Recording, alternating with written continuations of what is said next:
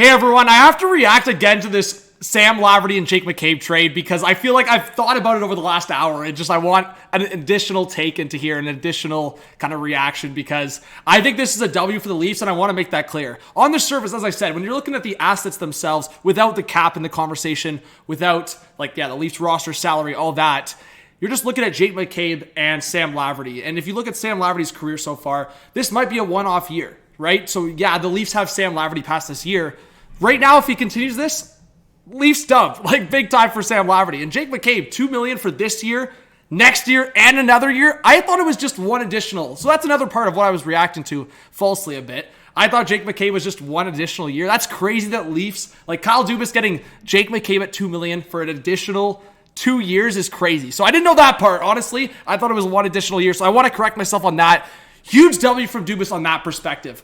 It is a lot. A first and second for those guys on the surface is a lot, but for the scenario of getting McCabe for $2 million for 2 more years after this and Lafferty another year, if he plays to a potential of 10 plus goals per year as a fourth liner, that's huge. He's huge on the penalty kill. So I definitely wanted to add to that because when I recorded, guys, doing a lot of work, doing different things, I was so distracted and I told you guys I was all over the place. So I just want to give a shout to the Hot Take Hockey podcast, guys. We'll be live at 5 p.m. Eastern time. I'm going to talk about the trade and other trades. And if the Leafs make another move, as I said, I do think they'll move maybe Kerfoot. There's been some smoke around Kerfoot to Vancouver. But go check out the podcast. We've had some great guests lately. Bigger guests coming as well. Johnny Lazarus, Mark Spector, Craig Button, David Alter. We've had Sid Cicero on, Tic Tac Tomar, Audie James, James Duthie. So there's been some big guests for the Hot Take Hockey podcast. We'll post our full thoughts of this trade in longer form and talk about the scenarios of the Leafs going into the playoffs against Tampa. But I just want to react quickly because honestly, the more I think about it, the more I love this trade, and I definitely wanted to make it clear. So if anyone's ripping me on my video from earlier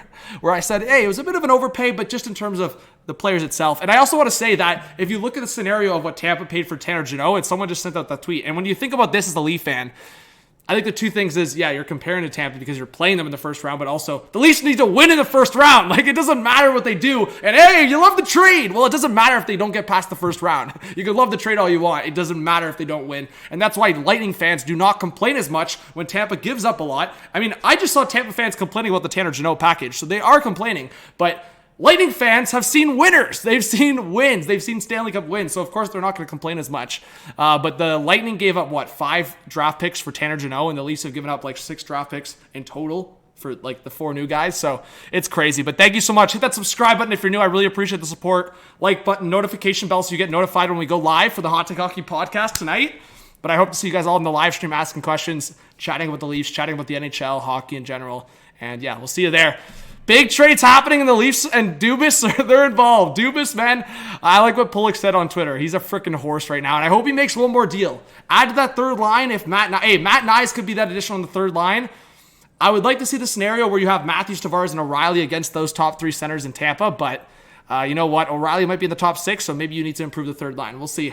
I think Dubas has one more thing up his sleeve, so we'll see, guys. Chat soon. Look over the live stream. Peace.